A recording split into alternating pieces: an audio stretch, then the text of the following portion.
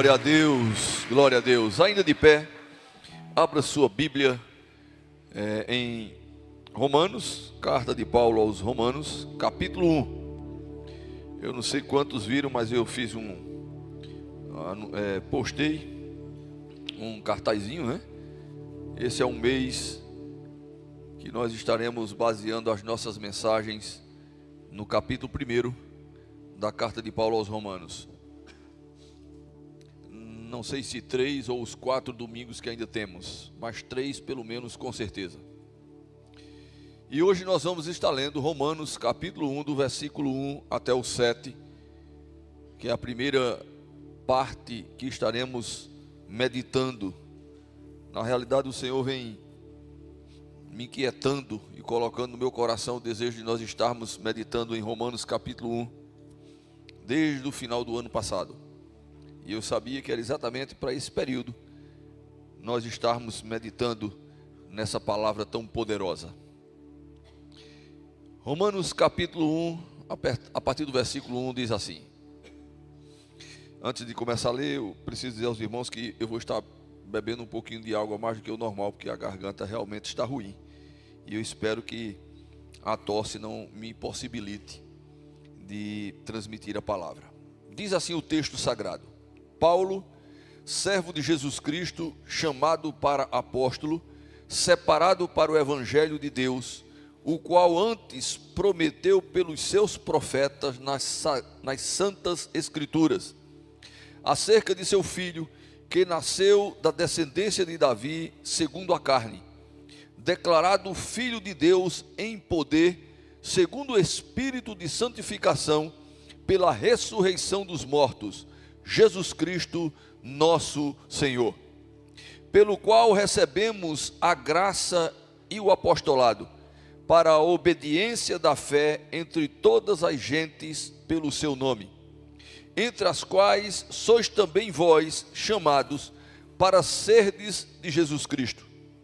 A todos os que estáis em Roma, amados de Deus, chamados santos, graça a vós e paz de Deus, nosso Pai, e do Senhor Jesus Cristo. Pai querido, obrigado, Senhor, por sua palavra. A minha oração é que o meu interior, o interior de cada um dos meus irmãos e irmãs, se torne um terreno fértil e produtivo, para podermos receber a sua palavra, recebermos da forma certa, compreendermos pela intervenção do seu Santo Espírito, discernirmos pelo poder da sua graça e a obra do seu Espírito em nós, para que uma vez a sua palavra plantada em nós, ela possa nos transformar, a ponto de glorificarmos o seu nome, agradarmos o Senhor e fazermos aquilo que o Senhor espera de nós. Que o seu Espírito nos ajude nessa noite, nos capacitando a falar, nos capacitando a ouvir, nos dando compreensão, entendimento e graça, pois assim eu coloco a minha vida, a vida de cada um dos meus irmãos que estão aqui e aqueles que estão nos assistindo agora ou posteriormente através da live, que o Senhor possa alcançar cada um dos nossos corações. Assim eu oro, com gratidão, em nome de Jesus. Amém, amém. Pode sentar e mantenha esse texto aberto aí na sua Bíblia.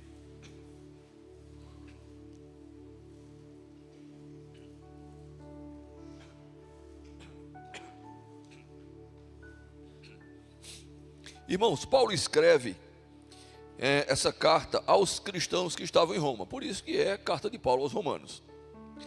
E ele apresenta-se como servo de Cristo para a pregação do Evangelho. Isso você leu comigo. Ele se apresenta como alguém que é servo do Senhor, com a finalidade de anunciar a sua grandeza, a grandeza de Deus. Paulo destaca que Jesus é o Filho de Deus através desse escrito, ressuscitado em poder. Nós vamos, lendo essa carta, nós vamos perceber essa revelação da grandeza da obra e da pessoa de Jesus Cristo, um Jesus Cristo ressurreto e que viverá para todo sempre, louvado seja o seu nome. Essa carta ela foi escrita aproximadamente no ano 57 depois de Cristo. Aproximadamente nesse período, na terceira viagem de Paulo, segundo alguns historiadores, quando Paulo estava ainda em Corinto, ele escreve essa carta lá para a igreja de Roma. Escreveu para uma igreja que era formada de judeus convertidos e gentios convertidos. Porque a igreja de Roma, você deve estar lembrado que os primeiros crentes em Jesus eram judeus. E provavelmente esses crentes que levaram a mensagem lá para a cidade de Roma, o evangelho, deve ter chegado lá por intermédio dos judeus que estavam no momento do Pentecostes. Provavelmente é exatamente o que aconteceu, que está registrado lá em Atos capítulo 2. E esses homens cheios de Deus, eles saíram divulgando a palavra, e acredita-se que foram eles que levaram a palavra para Roma, aonde eles começaram ganhando almas, e ali surgindo uma igreja que Paulo então vai orientar essa igreja. Por que essa orientação? Porque naquele período existiu um imperador chamado Cláudio, no ano 49 depois de Cristo, que ele tentou expulsar todos os judeus lá de Roma. Então, nessa tentativa de expulsar os judeus, a igreja de Roma ela se tornou uma igreja predominante por romanos, ou seja, gentios convertidos. E gentios convertidos, eles não tinham o conhecimento das escrituras do Velho Testamento. Então, para alinhar a sua conduta, a sua vida, os seus preceitos, eles precisavam de ajuda. E aí Paulo então vai escrever essa carta naquilo que era a necessidade que ele estava enxergando e que o Espírito de Deus estava o impelindo para então organizar a doutrina, os valores, e as prescrições divinas para aquela igreja que estava ainda muito nova lá em Roma. Paulo então escreve para doutrinar a igreja sobre a justiça, ou a justificação pela fé. Porque entre tantos falsos deuses que existiam, deuses que para atender às petições e salvar o povo de alguma situação, era necessário eles pagarem um preço exigido por aqueles supostos deuses. Então Paulo vai ensinar que no caso do cristianismo não. Nós não temos como pagar o preço da nossa redenção. Por isso que Jesus, o Deus eterno, se fez homem e habitou entre nós. Então é pela fé que nós somos justificados. E ele vai dizer isso exatamente nessa carta. É um dos versículos chave da carta de Paulo à igreja de Roma. Além disso, ensinar o propósito de Deus na salvação que envolvia judeus e gentios. Porque até então, até para alguns judeus na época, eles não compreendiam tão bem porque a salvação estava sendo estendida para aqueles que não eram judeus de descendência. Além disso, outras doutrinas foram ensinadas nessa carta de Paulo aos romanos. Entre essas outras doutrinas, o juízo de Deus que está por vir. E parte dessa declaração do juízo nós encontramos exatamente no capítulo 1. Por isso torna-se um capítulo difícil de estarmos ministrando, mas compreendendo a necessidade e a direção de Deus, nós estaremos fazendo isso esses domingos próximos agora. Nesse capítulo de hoje abordaremos a revelação da ira de Deus contra a impiedade humana nos próximos domingos. Nesse de hoje, estaremos trazendo uma introdução dessa epístola, ou como alguns chamam de carta, embora são palavras intercambiáveis, elas têm uma pequena diferença. Uma epístola é algo mais formal, dirigido para um grupo. enquanto que a carta é algo mais pessoal. Mas, se você chamar de carta, também não é nenhuma ofensa, trocando a palavra de carta por epístola de Paulo aos Romanos.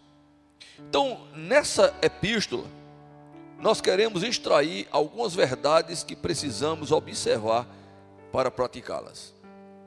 E na de hoje, nesse texto separado para hoje, eu começo afirmando que andar com Jesus é fazer parte de um reino que tem um rei eterno. Eu vou repetir. Andar com Jesus é fazer parte de um reino que tem como rei um rei eterno. Você pode dizer amém? Por isso esse reino também é eterno. E eu vou estar repetindo isso muito esses domingos, porque nós precisamos separar algumas questões. Nós precisamos separar aquilo que é pensamento pessoal, gosto, circunstâncias, reações, daquilo que são determinações desse reino. E Paulo vai trabalhar isso muito bem nessa carta aos Romanos. Porque quando nós pensamos no reino de Deus, nós estamos falando em algo que existe e que quem quer participar desse reino precisa observar as prescrições desse reino para poder se enquadrar e fazer parte desse reino. Reino que é eterno, porque o reino e o rei desse reino é eterno. E a primeira afirmação que eu quero fazer nessa noite é que Paulo fala sobre o chamado de Deus. Ele começa no capítulo 1 falando sobre o chamado de Deus. Veja o que diz o versículo 1. Paulo, servo de Jesus Cristo, chamado para apóstolo, separado para o evangelho de Deus. Identificamos aqui o sentido do chamado divino. Ele já começa nos dando uma direção muito bonita. O sentido do chamado divino é servir e anunciar o evangelho. É isso que ele está dizendo. E é interessante que ele está falando exatamente que ele é servo de Jesus Cristo, com a finalidade de anunciar a sua grandeza, a sua palavra, o seu evangelho. E este chamado não é só na vida de Paulo. Eu ouso a dizer a você nessa noite que esse chamado ele é universal. O chamado de Jesus Cristo é universal. O chamado de Deus é universal. E é universal em dois aspectos que eu quero destacar. Primeiro, na salvação. O chamado de Deus é universal para a salvação. Por isso que lá em João 3,16, que já foi citado essa noite, é aquele versículo tão conhecido. Porque Deus amou o mundo. Não foram alguns. Porque Deus amou o mundo de tal maneira que deu seu Filho unigênito, para que todo aquele que nele crer não pereça, mas tenha vida eterna. A vida eterna é fazer parte desse reino eterno, que tem um rei eterno, que se chama Jesus Cristo, o Senhor. Não há outro reino eterno e não há outra vida longe desse reino eterno, que é o reinado de Jesus Cristo. Então esse é um chamado universal. Por isso que Tito, em concordância com essa verdade, no capítulo 3, versículos 5, 6 e 7, ele vai dizer o seguinte: não por obras de justiça praticadas por nós, mas segundo sua misericórdia, ele nos salvou, mediante o lavar regenerador e renovador do Espírito Santo, porque ele derramou sobre nós ricamente, por meio de Jesus Cristo, nosso Salvador, a fim de que, justificados por graça, olha aí, justificado por graça, nos tornemos seus herdeiros, segundo a esperança da vida eterna. Então é um reino eterno que nós vamos fazer parte dele pela graça de Deus, não pelos nossos méritos, porque em Cristo, pela ação do Espírito, nós fomos perdoados, regenerados, renovados, salvos. Então é um chamado para toda a humanidade que crê em Jesus e no seu sacrifício. Esse chamado também é universal para a pregação, e aí entra na eficácia. O chamado torna-se eficaz na vida de quem já tem Jesus como Senhor, porque ninguém pode anunciar uma coisa que ele não experimentou, ninguém pode testemunhar uma coisa que ele não sentiu, não viu, não participou. Eu tenho certeza que os anjos gostariam de pregar o Evangelho. Estão lá com o Senhor, conhecem o seu poder, viram toda a obra salvadora de Jesus Cristo, o projeto na eternidade. Eles gostariam de pregar o Evangelho, eu tenho certeza disso.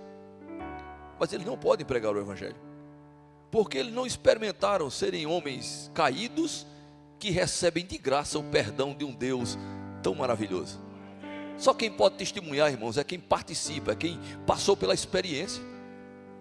Então essa segunda parte do chamado universal, ela se restringe a quem tem Jesus como Senhor. É o chamado para a pregação. Por isso que Paulo disse: eu servo de Cristo, eu sou dele, e fui chamado para anunciar a sua grandeza, o seu Evangelho.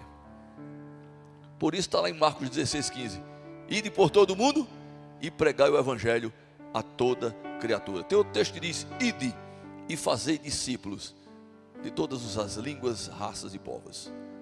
Isso é o que nós precisamos entender. São os chamados universais, que ele começa lá em Atos, quando o Senhor inaugura a igreja. Atos capítulo 1, versículo 8: mas recebereis poder ao descer sobre vós o Espírito Santo, e sereis minhas testemunhas. Olha aí, quem é que é testemunho de Cristo? Quem está com ele no seu reino, quem recebeu o seu Espírito. Só recebe o seu Espírito quem tem Jesus como Senhor da vida.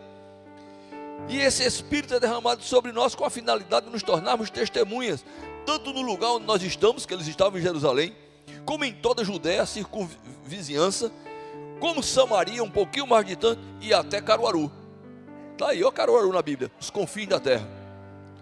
Caruaru não é os confins da terra para mim e para você que moramos aqui, mas vai lá para o outro lado para tu ver se a gente não está nos confins da terra.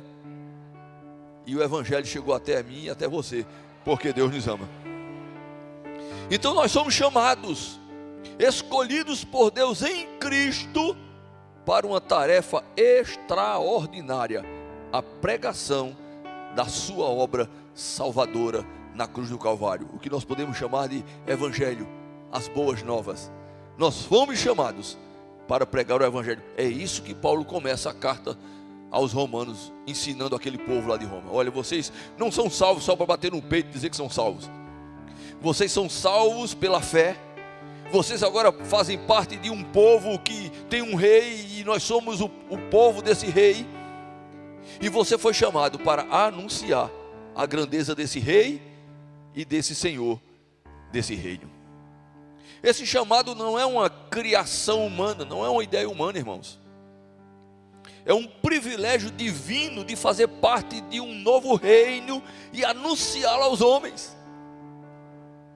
É um privilégio, quem faz parte desse reino, poder anunciar aos outros, para que os outros também possam fazer parte desse mesmo reino que nós iremos habitar na eternidade. Por isso que no versículo 6 do texto, você está com ele aberto, diz assim: entre as quais sois também vós chamados para serdes de Jesus Cristo. Eu fui chamado para ser de Jesus Cristo. Você foi chamado para ser de Jesus Cristo? Você tem certeza disso no seu coração? Então você também é um chamado para anunciar a sua grandeza. Lembre da promessa que foi feita a Davi, que se cumpriu exatamente em Lucas capítulo 1, versículo 31, diz: eis que conceberás e darás à luz um filho, a quem chamarás pelo nome de Jesus. Este será grande e será chamado Filho do Altíssimo. Deus, o Senhor, lhe dará um trono de Davi seu pai. Ele reinará para sempre sobre a casa de Jacó, e o seu reino não terá fim. Seguir Jesus, irmão, não é seguir uma ideologia, não, é fazer parte de um reino que tem um rei eterno. E nós precisamos compreender isso, porque algumas verdades bíblicas não é uma questão de indiferença. Algumas verdades bíblicas não é uma questão de má compreensão. Algumas verdades bíblicas são padrões de Deus para quem deseja fazer parte desse reino eterno. E é isso que Paulo está começando a nos ensinar. Eu quero dizer uma coisa para você: eu quero fazer parte desse reino eterno. Então, se eu quero fazer parte desse reino eterno, eu preciso me adequar a ele. A primeira coisa é entregar minha vida a Cristo e reconhecer o sacrifício dele na cruz. E a segunda coisa é andar com ele, anunciar a sua grandeza e procurar fazer aquilo que o agrada, para que eu possa habitar com ele eternamente. É simples assim. Segunda verdade que eu quero compartilhar com você nessa noite é que, além de Paulo nos falar sobre o chamado de Deus, Paulo também fala sobre o motivo do chamado. Versículo 3 e 4 do texto que você leu. Diz assim: acerca de seu filho, que nasceu da descendência de Davi segundo a carne, declarado Filho de Deus em poder, segundo o Espírito de santificação, pela ressurreição dos mortos, Jesus Cristo, nosso Senhor. Aqui o apóstolo nos revela que o chamado tem uma origem e um motivo. A origem e o motivo do chamado é Jesus Cristo, o Senhor. Jesus Cristo. Jesus Cristo é o motivo de eu estar aqui. Jesus Cristo é o motivo de eu estar pregando. Jesus Cristo é o motivo de você estar aqui nessa noite cultuando a Ele. Jesus Cristo é o motivo dessa Santa Ceia que daqui a pouco nós iremos tomar em memória dele, da sua ressurreição e da promessa da sua volta que se cumprirá e está muito próximo. Então, tudo gira em torno dele, por ele e para ele, porque só ele é. Só ele é. Então aqui o apóstolo começa a me ensinar isso.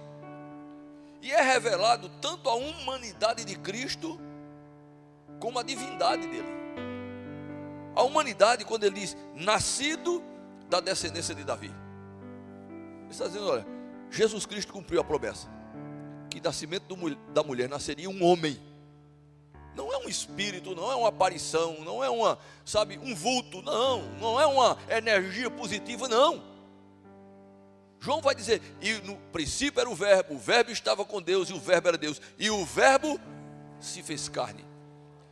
Paulo vai dizer, é verdade, ele é nascido da descendência de Davi, ele é gente, feito eu e você. Então Paulo revela a humanidade de Cristo, nascido da descendência de Davi. Mas ele também revela a sua divindade, quando ele declara, Filho do Deus Altíssimo. O nosso Jesus é homem, mas ele é o Deus Altíssimo, o primogênito, o Filho do Deus Altíssimo. Por isso que o Evangelho tem a origem, a finalidade, o motivo em Jesus Cristo, Senhor. Isso faz toda a diferença, preste atenção. Isso faz toda a diferença. Só o cristianismo tem um fundador, uma essência humana e divina ao mesmo tempo. Só no cristianismo, seu fundador tem uma essência humana e divina. Humana, porque ele nasceu como eu e você. Tem uma música até muito bonita que diz, né? Um de nós. Se não me falha a memória, o título é esse, um de nós. Mas ele é divino, porque ele continua eterno pela ressurreição. Não teve começo e não morreu, não teve fim. Ele continua vivo pelos séculos dos séculos. Bendito seja o seu nome. Então Paulo começa essa epístola com os dois maiores fundamentos desse reino, desse novo reino, que é a fé e a obediência. O fundamento do reino de Deus, irmãos, é fé e obediência. Porque para nos aproximarmos de Deus é necessário crermos nele. Cremos em Deus que o enviou, cremos em Jesus como seu único filho, a promessa que se fez. É necessário, a Bíblia diz isso. Que quem se aproxima de Deus é necessário crer nele. O primeiro fundamento é a fé. Mas o segundo fundamento, tão importante quanto o primeiro, é a obediência. Porque me inclinar e obedecer ao chamado de Cristo, quando ele diz: vinde a mim, todos vós que estáis cansados e sobrecarregados, é uma obediência. Quantas e quantas pessoas a gente anuncia a palavra e diz: não, eu não quero Jesus agora, eu sou muito novo, não é bem assim. Ou seja, é uma rejeição. Rejeição é sinônimo de desobediência. Então o fundamento do Evangelho, ele está, eu percebo essas duas ações interligadas e importantíssimas: a fé e a obediência. No versículo 5 e 6 do texto que você tem, vai nos ajudar a compreender o que eu estou dizendo. Pelo qual recebemos a graça e o apostolado para a obediência da fé entre todas as gentes, pelo seu nome, entre as quais sois também vós chamados para serdes de Jesus Cristo. A obediência da fé. Até a fé, ela requer uma obediência. Não é só obedecer às prescrições divinas. Até a fé, ela é o resultado de uma obediência à ação de Jesus Cristo e ao seu milagre e à sua graça. Então, Paulo começa essa epístola de uma forma belíssima. Concordam comigo? Entre outras coisas que nós poderíamos passar aqui muito mais tempo falando dessa introdução. Os primeiros versículos de uma epístola que tem muitos assuntos. Mas nesse capítulo que nós estaremos ministrando durante esse mês, capítulo 1, eu inicio exatamente com essa introdução do apóstolo Paulo, que nos ensina essas preciosas verdades. Somos salvos pela fé, isso Paulo nos ensina. Porém, a obediência é um requisito indispensável para os que desejam habitar nesse novo reino. Para fazer parte desse reino precisa ter fé, mas para habitar de uma forma que glorifique o nome do Senhor, é necessário a obediência. Nossa fé deve produzir conformidade. A nossa fé pode até produzir conformidade, mas a graça nos alcança para vivermos em santidade. E santidade é sinônimo de obediência. Então, Paulo me ensina exatamente nessa introdução sobre o chamado de Deus para a sua vida, que se estende para mim e para você. Ele me ensina sobre o motivo desse chamado, não é? Que é o próprio Senhor Jesus Cristo. E por fim, quero compartilhar com você que Paulo fala sobre o resultado desse chamado, o resultado do chamado divino. Paulo encerra essa introdução já anunciando o resultado desse chamado. Veja o que diz o versículo 7. A todos os que estáis em Roma, está falando não de todos os romanos, mas dos que estão em Cristo, que estão em Roma. A todos os que estáis em Roma, os que fazem parte da igreja, dos salvos, que estão em Roma, amados de Deus, chamados santos. Olha o que eu acabei de falar: a obediência, a santidade. Aí ele conclui: graça a vós e paz de Deus, nosso Pai, e do Senhor Jesus Cristo. Aqui ele encerra com os resultados. Esse versículo me mostra pelo menos 4 resultados, que eu vou encerrar o sermão de hoje com esses 4 resultados. Primeiro, que nós somos amados de Deus. Glória a Deus por isso. Eu sou amado de Deus, irmão. Você é amado, amada de Deus. Então, quando as coisas não estiverem caminhando muito bem, não se preocupe com as pessoas dizem a seu respeito, não. Sabe, tá, não torne isso uma empáfia. Mas bata no seu peito e diga: eu sou amado de Deus, eu sou amado do Senhor. E é. Olha o que é que Paulo começa dizendo: a todos que estáis em Roma, amados de Deus. Eu não sei se você está compreendendo isso, mas isso está me dando uma alegria, saber que eu sou amado de Deus. Esse é o primeiro resultado de quem faz parte desse reino. O Senhor deu a sua vida para conquistar pessoas para o seu reino. Então, quando nós respondemos ao Senhor com amor, com obediência, irmãos, isso agrada a Deus. E aí nós nos tornamos a menina dos olhos do Pai, nos tornamos amados de Deus. Segunda coisa que é o resultado desse novo reino, de fazer parte desse novo reino, é que nós somos santificados em Cristo. Só existe um santo. Eu sei que ando dizendo que tem muito santo por aí, de vez em quando canonizam mais um, mas segundo a palavra só existe um santo. Como é o nome dele? Como é o nome dele, irmãos?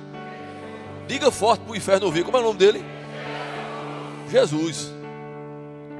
Todos os outros dependem dele, inclusive eu e você, para sermos santificados.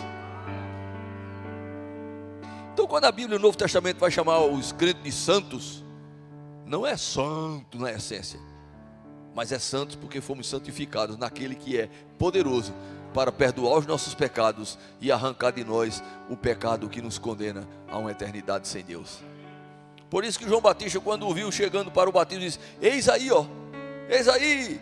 Ele disse para os seus discípulos, para quem estava lá: ei, presta atenção, ó, eis aí o Cordeiro de Deus que tira o pecado do mundo. Então nós somos santificados em Cristo. Isso é o resultado de quem deseja habitar na eternidade, nesse novo reino que tem um rei eterno, que é Jesus Cristo. Uma outra coisa que diz o texto é que nós somos agraciados por Deus. Agraciados a todos os que estáis em Roma, amados de Deus, chamados santos. Graça, agraciados. Graça a vós, agraciados. A graça de Deus é um favor não merecido por nós. A graça de Deus, na prática, é Deus não me dar o que eu mereço. Porque como pecador, a Bíblia diz, porque todos os pecados estão separados de Deus. O salário do pecado é a morte. Ele está falando de morte eterna. Mas o dom gratuito de Deus é a vida eterna em Cristo Jesus. Então o que é que eu mereço como pecador? Inferno, morte, condenação eterna. Mas aí entra a graça de Deus, que não me deu o que eu mereço. Ele me dá o perdão, a salvação, meu nome é escrito no livro da vida, porque eu creio que Ele é o Messias enviado por Deus, o unigênito do Pai, e que a sua obra é eficaz. Eu não preciso e nem posso fazer nada por mim mesmo, eu estou nas mãos dele. Toda vez que eu falo isso, eu lembro quando eu pregando para uma pessoa, o irmão Zé Carlos estava lá comigo, José Carlos Coutinho, nesse dia. O camarada olhou para mim assim e disse: você acredita mesmo no que você está dizendo? E não foi uma pergunta de fariseu não, foi uma pergunta de quem queria. Ele estava, sabe, ansioso, sedento pela resposta. Eu olhei para ele e disse: não só acredito, como eu tenho colocado nesse quesito a minha vida e a minha eternidade. Porque é no Senhor que eu coloquei a minha vida e a minha eternidade. Você também? Então nós somos agraciados, nós estamos recebendo o céu, um novo reino, e não merecíamos isso, mas a sua graça sobre nós nos transportou do reino das trevas para o reino da sua maravilhosa luz. Bendito seja o seu nome. E por fim, o resultado desse novo reino é que somos cheios da sua paz. Veja o que é que diz aí o final do versículo 7. Graça a vós e paz de Deus, nosso Pai, e do Senhor Jesus Cristo. A paz de Deus. Lembra o que Jesus disse? Deixo-vos a paz. A minha paz vos dou, não vos dou como o mundo a dá. A paz de Cristo, irmãos, é que faz com que mesmo em meio a um mundo que, se nós formos contabilizar direitinho, não há esperança, não há solução, não há perspectiva de melhora, não há, mas nós temos uma paz, como foi dito aqui nessa noite, como a Anjinha disse no seu testemunho. Ele aqui tem a palavra final da nossa vida, da nossa história, da nossa eternidade, da nossa existência, dos nossos projetos. Nós precisamos tão somente confiar e nos entregarmos a esse Senhor desse reino, e verdadeiramente pularmos de onde nós estamos para o seu reino e fazer parte de um cidadão do céu, ser um cidadão, uma cidadã do céu. Porque eu e você, se você entregou sua vida a Cristo, eu e você, nós agora fazemos parte de um outro reino. A nossa habitação não é mais aqui, essas coisas são passageiras, esses valores são perecíveis. Nós agora temos um novo reino, um novo rei, e é lá que nós precisamos pensar, é lá que nós precisamos juntar tesouros, é lá que nós precisamos viver com os padrões de lá, porque isso nos trará inclusive paz enquanto estivermos aqui nessa peregrinação do grande deserto da vida. Saímos do Egito, estamos na peregrinação do grande deserto da vida, mas um dia passaremos o Jordão, a morte, e entraremos nas mansões celestiais, onde o rei desse reino está me aguardando e aguardando você. Você pode dar um glória a Deus? E eu não posso encerrar, embora não está nem aqui no esboço, mas eu não posso encerrar sem dar a oportunidade. De repente entrou alguém aqui nessa noite que ainda não entregou sua vida a Cristo. É necessário entregar, é necessário dizer: Senhor, eu sou um pecador e eu preciso do Senhor. É necessário dizer: eu quero crer no Senhor. É necessário, depois de convidá-lo e pedir para que Ele perdoe os seus pecados e se torne o Senhor, o seu dono, o Senhor da sua vida, é necessário confessá-lo diante dos homens, que a Bíblia diz isso. A Bíblia diz isso, não sou eu que inventei. Aquele que me confessar diante dos homens, eu o confessarei diante do Pai que está nos céus. Mas aquele que me negar diante dos homens, eu também o negarei diante do Pai que está no céu. Foi o próprio Jesus que disse. Eu não vou insistir, mas eu não poderia, depois de trazer uma palavra como essa, deixar de perguntar se há alguém aqui nessa noite que deseja entregar sua vida a Cristo, confessando-o publicamente como Senhor da sua vida. Alguém? Alguém nessa noite? Acreditando que todos são crentes em Jesus, eu convido você a curvar sua cabeça, porque eu quero orar por nossas vidas mais uma vez nesta noite. Pai querido, muito obrigado, Senhor, porque a sua palavra é a verdade do Senhor para a nossa vida.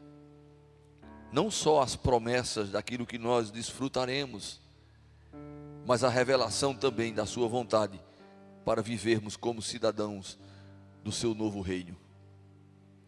Para tanto, o Senhor nos ajude. Mais uma vez, tenha misericórdia de nós, perdoa os nossos pecados. Iremos participar da Santa Ceia, Senhor. Nos purifique, nos torne aptos, Senhor, para estarmos juntos, celebrando essa grande ordenança do Senhor. Não é pelos nossos méritos, Senhor, mas é pelo poder do seu sangue que foi derramado na cruz do Calvário. Sangue esse que limpa, purifica, transforma, liberta, cura, conduz à eternidade, a esse seu novo reino. Que o seu sangue seja eficaz na minha vida e na vida de cada um dos meus irmãos que estão orando comigo nesse momento. E que o seu nome seja glorificado, que o seu nome seja exaltado.